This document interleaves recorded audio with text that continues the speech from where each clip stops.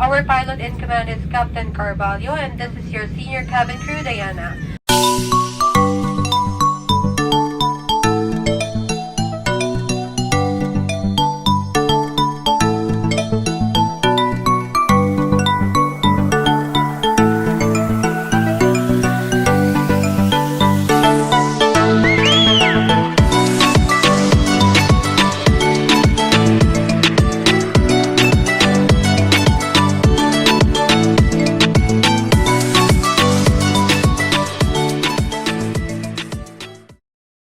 Hi guys! Welcome back ulit sa ating channel. So today, it's December 26.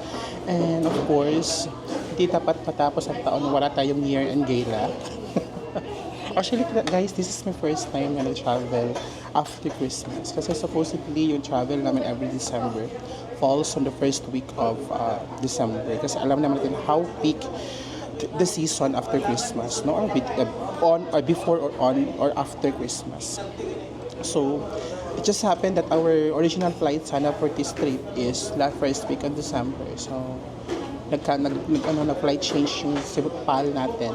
So, we took the opportunity to rebook the flight and falls it on December 26. So, nakapag-travel tayo on this day. And for today's video guys, is of course, punta na naman tayo sa the all-time favorite natin na province, ang Cebu province. Yes, we'll be going to Cebu District. And we will be going to Camotes Island. So this will be another island na naman na pupuntahan natin sa Cebu. This is my first time going to Camotes Island. So we're a bit excited as to what Camotes Island will offer to us. Kasi alam natin kung gaano kaganda yung Cebu. Si Berto yato. Si Berto talaga yung ating travel buddy every December. Yeah. That is already 4 consecutive years na Berto. 4 years, yeah. So, yung itinerary natin guys for this trip is wala lang masyado. Staycation na ang ating mode. Kasi masyado tayo na-trauma sa ating last trip last month sa Apacabella natin, sa Apayao, Cagayan, Isabela. Hindi natin in-expect na ganyan pala siya ka-extreme. So this time sa ating travel is staycation lang ang drama. More on relaxation lang siya. We will be staying at Mangodlong Rock Resort in Camotes Island for 2 nights doon. And then, we will be spending a night in Cebu City bago tayo mag-head back to Davao. Ayan! We are now already at the airport guys. So since nakapag-online check-in naman tayo with berthing, so diretso na tayo sa boarding gate. We are at the boarding gate number 5.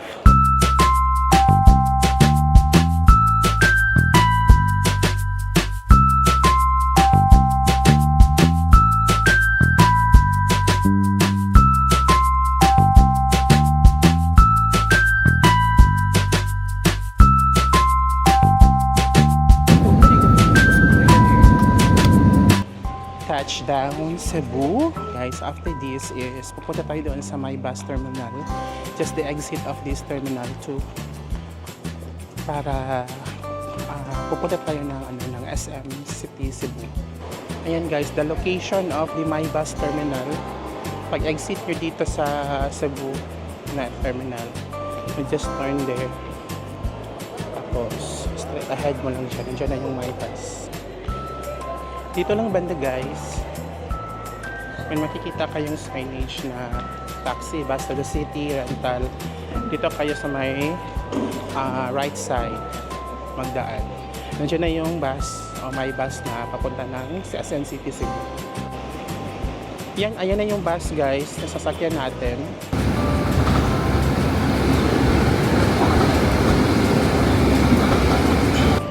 Guys, we have just arrived at SM Cebu, City Cebu. So from here is sasakay pa tayo ng bus rather. Sa Ceres bus going to Danao kasi doon yung port papunta ng Camotes Island. But alternatively guys, meron kayong makikita dito fast craft from Cebu Pier 1 going to Camotes. Kaso lang once a day lang yung biyahe niya guys. Tsaka it's 8 AM. Since hindi na kami nakaabot, so sa Danao na lang kami sasakay papunta ng Camotes. Diyan pala guys, sa hotel na yan, Bayfront Cebu, diyan kami magsistay sa aming last night here in Cebu. Tabi, harap lang siya ng guys, ng SM City Cebu. Kung saan yung mga buses sa papunta ng north, tsaka yung buses sa papuntang airport. Dito na guys yung area natin. Guys, dito na yung ticketing counter ng Ceres. Dito tayo anywhere, window 9 or 10. After paying the ticket guys is may mag-a-assign na sa inyo dito na bus kung saan ka pupunta.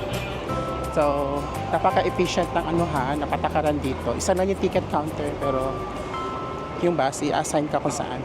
Ito yung fare guys. 60. Base fare is 78. Tapos may student discount tayo. Ang travel time going to Danao is I think na nasa 1 hour and 30 minutes. 1 hour to 2 hours. Depende sa traffic guys. No? So i-update kayo later kung ilang oras talaga tayo darating doon sa Danao po. Ayan guys, we have arrived in Danao. So pag makita mo yung sands guys na somewhere Karatula, dyan ka na magsastop. Dyan yung bus stop guys. Dyan na yung bus stop. Tapos dito yung ticketing office guys, going inside sa papuntang Camotes. Grabe ang ingay. Ayan guys, may mga signage, ticketing lounge, dito tayo papunta. Guys, ito yung schedule ng boat sa Jomalia. So after 4 hours may mga biyahe guys. Yan guys, ang daming tao. Dapat meron silang special tawag dito. Walang hindi umuusad guys. Peak season. Wrong naman tayo ngayon today guys kasi meron palang online booking sa Jomalia. If I should have known it earlier, sana nag-book na lang tayo online. So hindi pwede yung on the day ang alis tapos on the day din ang booking, hindi siya pwede guys. You have to book ahead. Tulo yung pili lang po sa bus, tulo. Tulo. Update guys after sa ating pagkuha ng ticket. So we arrived at 1 PM guys and 4:30 PM na kami nakakuha ng ticket, naka-secure, and that is for the 5:30 PM na trip pa siya.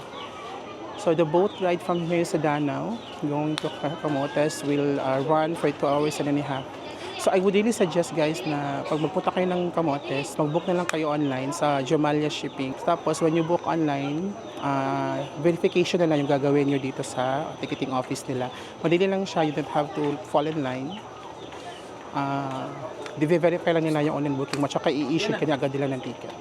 So better na lang guys na mag-book talaga kayo ahead sa online, especially pag ganito mga peak season. Guys, ito lang yung nila guys, yung sort of terminal. So yung ating boat ride is 5:30 PM pa. Time check is still 5 PM. I can still see the boat coming here. And after that is mag-disembark sila din. Papasok na tayo. Guys, we are now finally boarding after long hours of waiting. Boarding na tayo and we will be riding this big ship. So nare-reminisce ko yung bangka. Ginamit natin papuntang Sulu. Oh my gosh! There's a dog! Oh! Ito yung aircon area guys. 320 pesos. Tapos dito yung regular, non-air, which is the 300 pesos only. Yan guys. After 2 hours and a half, we have arrived at Consuelo Point in Danao. I mean, in Camotes Island. Guys, ito na yung port. Ito na yung port ng Camotes. Oh my gosh. Ayan. Ang dilim. Bakit walang mga ilaw? Dito tayo dahil. Yung boat trip guys, umabot lang siya ng mga 2 hours and 10 minutes to be exact. We departed sa Danao at 6 PM, exactly 6 PM. We arrived here at parang 8:10 or 8:06. Medyo maanon yung dagat. Pero tolerable lang naman. Guys, parang need pa ng mga improvement sa port nila. Masyado pang madilim, walang mga ilaw. Ito yung mga mode of transportation nila guys. Mga tricycle. Tingnan natin yung mga multicabs. Martin! It's so dark! Oh my gosh! So we hired a motor sa Pantalan, guys. Is 200 pesos yung tarif. Sige na, go na siya. Not an issue naman. For a very long and tiring day, finally is we have arrived at our resort sa Mangudlong Paradise Resort. Yan, ito yung guys, yung area labas ng resort. So bukas i-explore natin to. May liwanag na.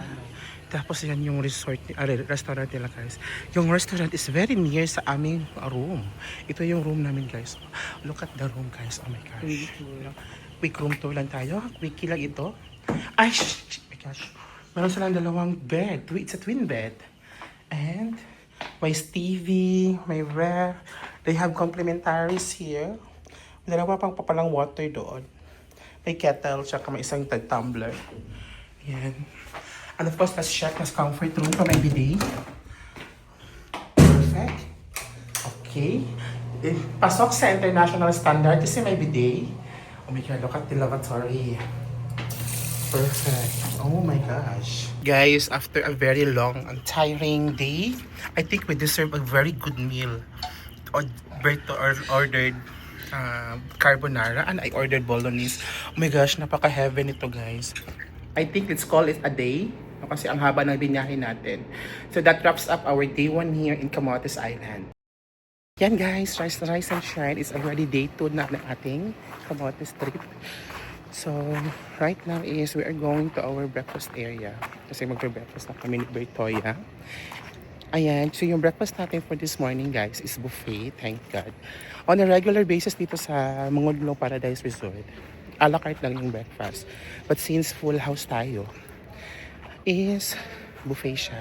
So dito check natin yung mga food nila guys. This is the restaurant. It's just only very near sa aming room. Yan yung room namin. Ito yung mga food guys.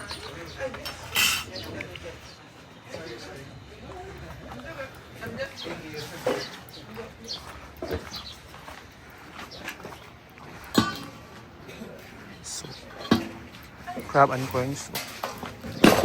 So, may sinigang. Ay, may sinangag. Ito daw is scrambled egg. Tsaka chop suey. Ay, carbonara. Wow. Longganisa. Tsaka hotdog. For today's activity natin, ang ating gagawin po is city tour tayo. Mag-town tour around Camotes Island. So this is our only day na makapag-town tour tayo kasi ito lang yung meron tayong full day dito sa Camotes. So we will be visiting spots ngayon around the island lang. Mostly sabi ng aming tricycle driver last night, marami daw mga caves dito sa Camotes, no? So we'll see if those caves are really worth it to coming here. Guys, ito yung yung Mangudlong Paradise Beach. Tapos meron pa doon ang bagong building nila natin na nire-renovate. Feeling ko pag matapos na yan, dyan na yung kanilang bagong reception. So along this area guys, sa may Mangudlo, meron din pala silang another Banu Beach Resort dito. Tsaka meron pa doon. So this area is called Mangudlong kasi because of the famous Mangudlong Rock over there. Yan.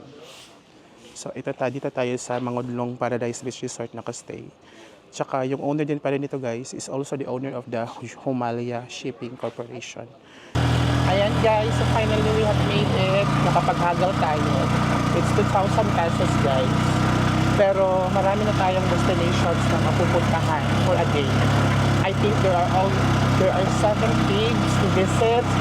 Isang beach, saka may island hopping konti. I hope talaga na makuha natin lahat yan in a day. Si Kuya yung ating tour guide at the same time tour driver.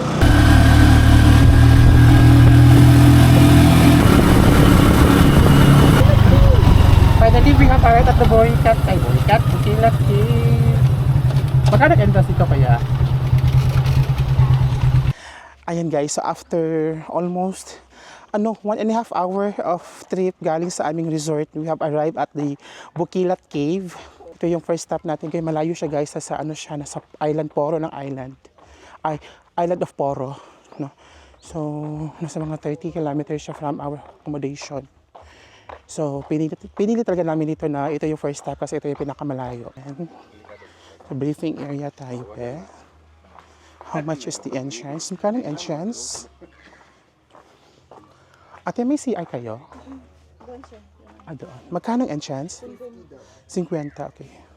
50 pesos yung entrance, guys. May konting trekking, guys, sa ating Boracay Cave. Ay, Bukila Cave. Ay, ang ganda. Caving kayo kung trip karon ay ito, guys. Ito yung cave ng Bukilat. Oh my gosh, may mga limestones. Hindi pala tayo makakapalipad ng drone, guys, kasi nasa loob pala tayo ng cave. I think open siya na. I thought.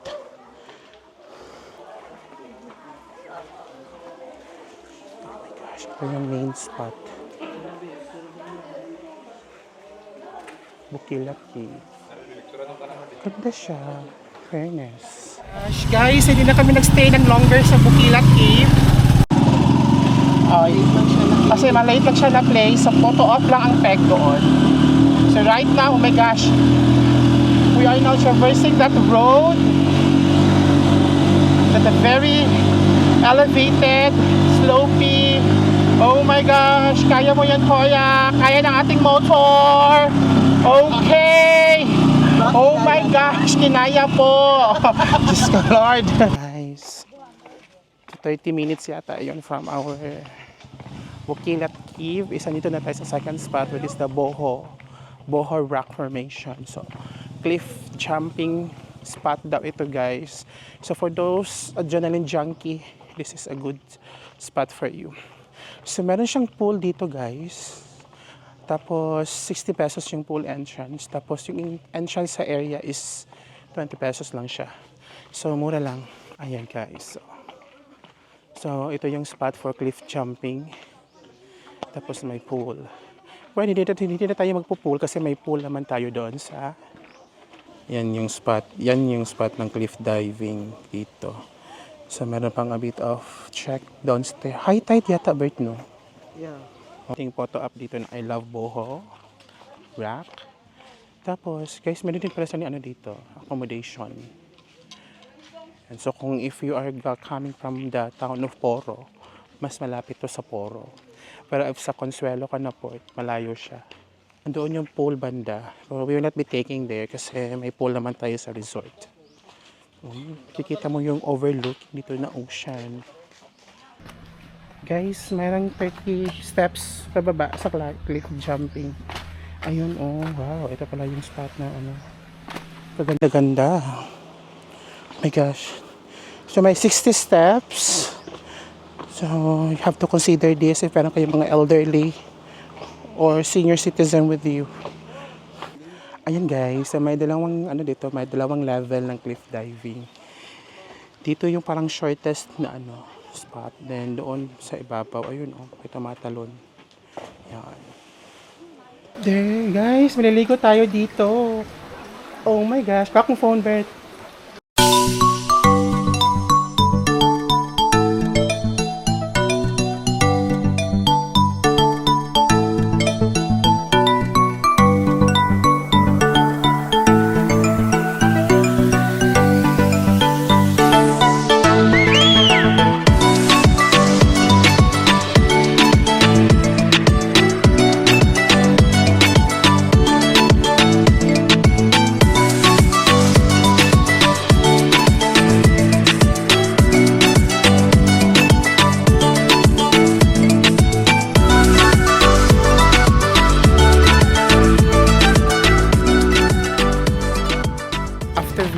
Left Boho Rock is we decided to eat lunch na lang muna here sa may baywalk nila.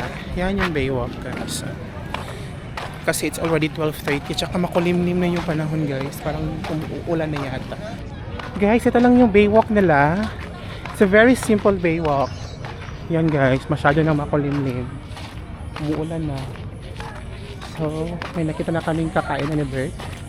Pizza man yan, oy. Guys, tapos na kaming nag-lunch. So, we will proceed na immediately to our next spot. Saan daw yung next? It's a cave again. And most of the spots here sa Camotes, guys. Puro, ang dami mga cave. No? Ang dahil may mga kuweba here. There are at least almost mga 10 caves for the entirety of the island sa Comoros. Iba pa yung entrance. Ito na yung Timubo Cave. Okay, we have arrived. P yan? Or F? F. Okay, 70 pesos po yung entrance fee here. So kanina pagpasok natin may environmental fee na 5 pesos. Tapos may 70 pesos na entrance fee. Tapos ito na yung Timubo Cave. Oh my gosh. Oh my god guys. Medyo ganito yung ano, hello, ang clearance. Tapos may pahagdanan. Si Berto na nasa lalim. My god. Okay guys. Actually meron pa konting ano dito. My god, may water trap. Ito na yung end ng ano guys, ng cave. So dito pwede na maligo.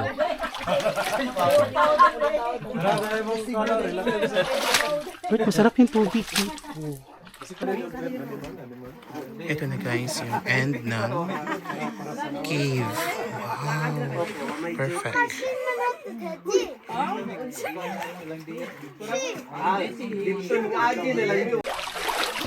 Oh my god guys.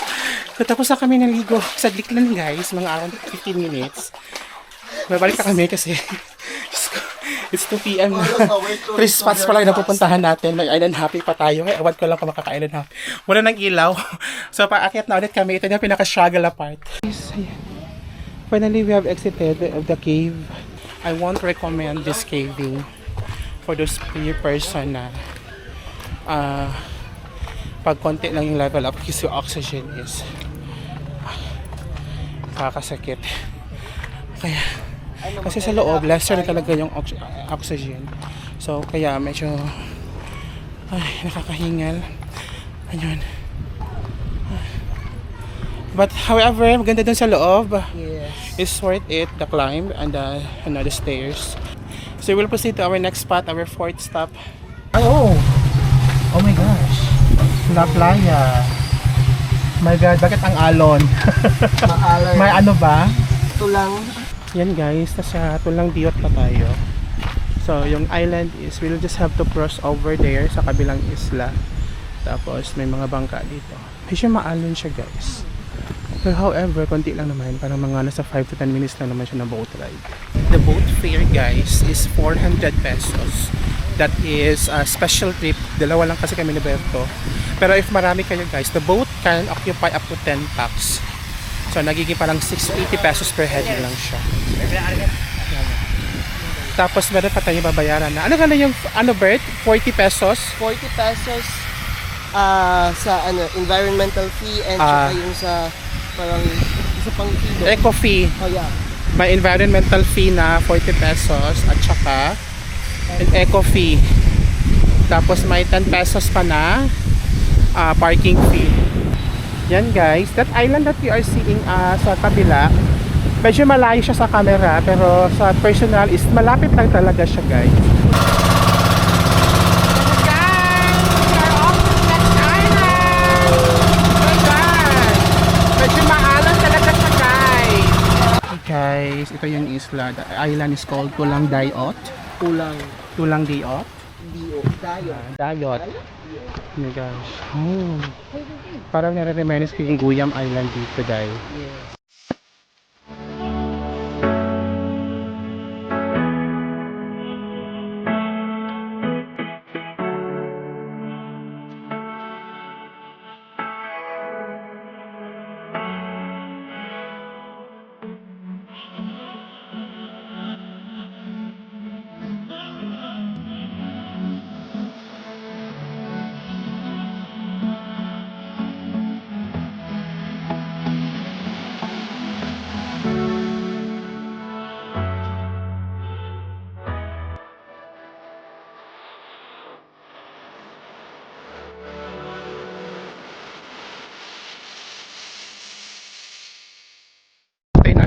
Nagpa-drone shot guys is babalik na kami ng mainland. But saglit lang talaga siya guys. Nasa 30 minutes lang yung stay natin. Kasi I think parang may isang kuweba pa. Pupunta pa tayo na Santiago Bay. Tapos Lake Danao. Tapos 3:30 PM na. Good afternoon. We have just arrived at the Lake Danau, guys. Yes, it is called Lake Danau kasi Danau daw means to began. Dito siya, kaya siya tinawag siya na Lake Danau. This is the largest lake, I think, here in Cebu province, in the entirety. Meron sila mga activities here, guys, like horseback riding, meron ding paddle boat. This is the entirety of the Lake Danau. Medyo taligsik, guys, so hindi tayo makapag-fly drone. Meron silang zip line over there, tapos cross ka sa kabilang island, tapos magpa-paddle boat ka going back here sa mainland. No?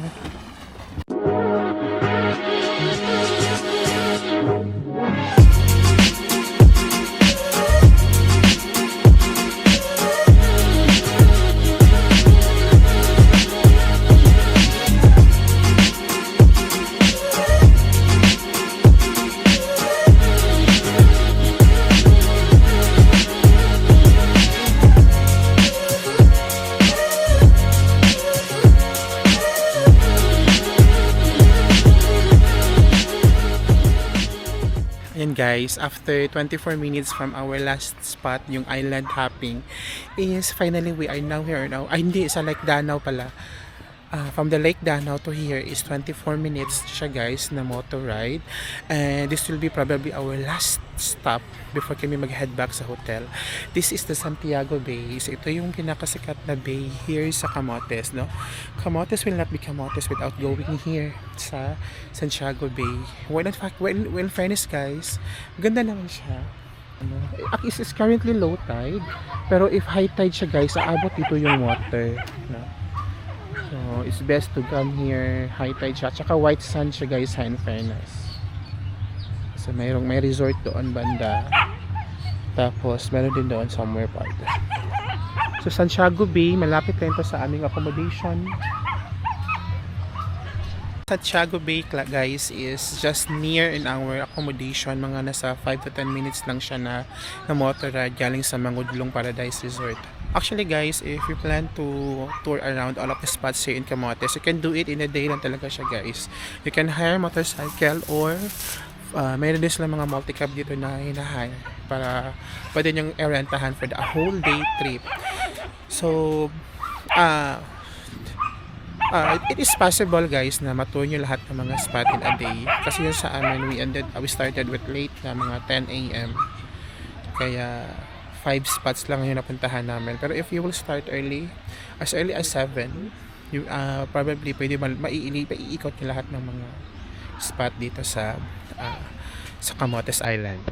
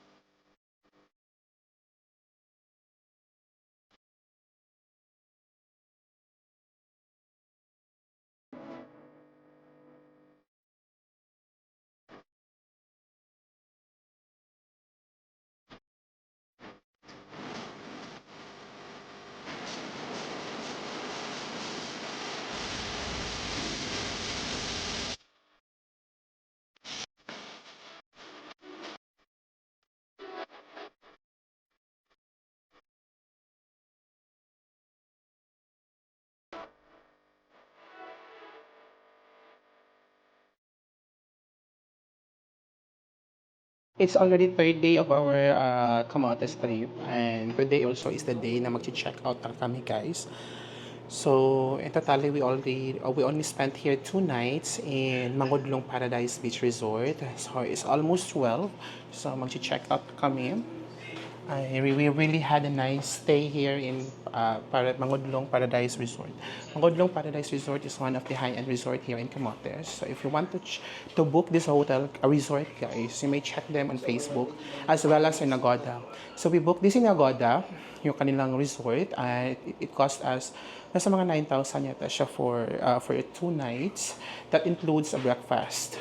And FYI, for the information also, this resort also, guys, is a sister company of the Jomalia Shipping Corporation. So if you want to book for a trip from Danao to the Camotes, you may contact their Facebook page to arrange for transfers. Ayan. So, prior to that, to leaving this resort, itutour muna namin kayo sa sa quick tour lang sa resort. Since 2:30 p.m. pa naman yung ating boat ride going to Danao. Guys, this is the front desk. Kuna, ano ba talagang name? Kuna or Mangudlong Paradise? As of now, sir, is Mangulong Paradise siya. Pero son to Kona To be Kuna Paradise. Ay, ito. Ano yung room na nakuha namin?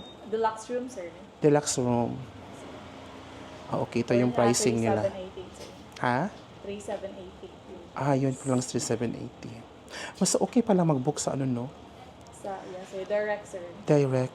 Sige. Unlike sa online book. Kaya nga, okay. Sige lang, okay. Tapos, dito lang, room 103 kami, guys. Tapos, meron something, dito, view over here. Wow. Amazingly amazing. Ito yung likod ng part. Ito yung beach side nila. They also have beach side doon, banda sa may pool side nila, guys.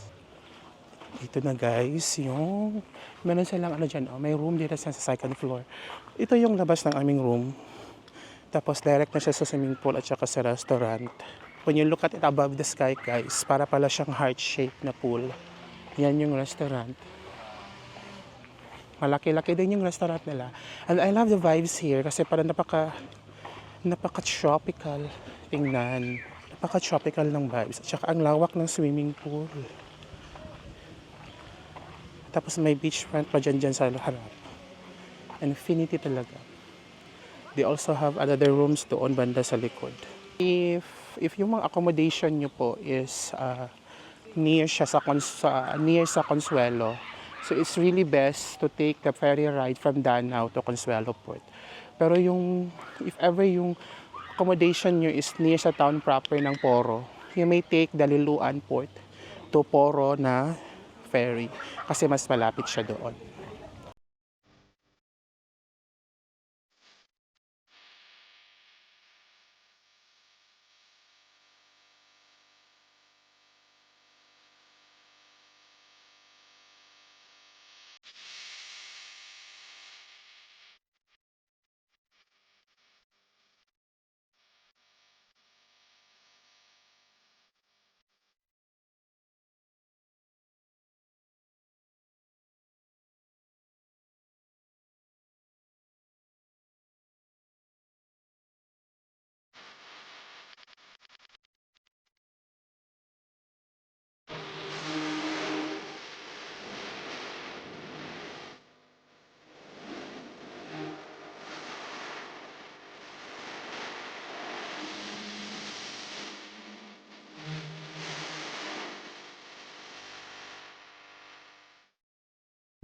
Yan guys, may free shuttle service ang resort.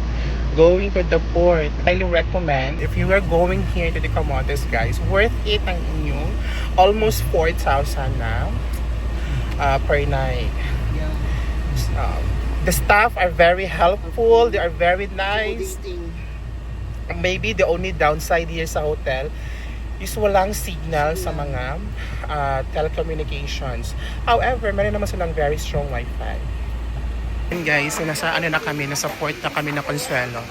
So nakapag-book na kami online, so we'll just have to verify our tickets here. Guys, after namin online verification, is nasa boarding gate na kami. Ang tsaka ng boarding gate, it is advisable talaga guys na what you book as since pwede naman online booking ang Jomalia. Yeah, it's advisable na mag-book na lang po kayo through online para less hassle na everything. Though medyo kamahalan lang ng konti mag-book sa online, pero bawi-bawi naman sa convenience niya guys. So you have to book online na lang. You can book through their Facebook page. May link sila doon. So guys, we are now boarding. So delayed yung bark po guys. Supposedly 2:30 siya pag-depart. Pero 3 PM na kami nag-boarding. Ayan guys, so 3:05 na hindi pa rin nagde-depart. So medyo may konti ka-delay yan dito sa Humalia Shipping. Hindi din kasi ganun ka-systematic yung kanilang ano dito nila, yung kanilang flow. Alternatively guys, you can also ride naman a fast craft. May fast craft din sila from Consuelo to Mactan Port. Guys, so yan yung fast craft ng Chumal. Ayan guys, so after that we have left kanina sa hotel at around 1 p.m. 1:30 p.m. Pagkatapos kami hinatid sa port is bumiyahe na kami ng 2.5 hours sa boat ride papunta ng Danao.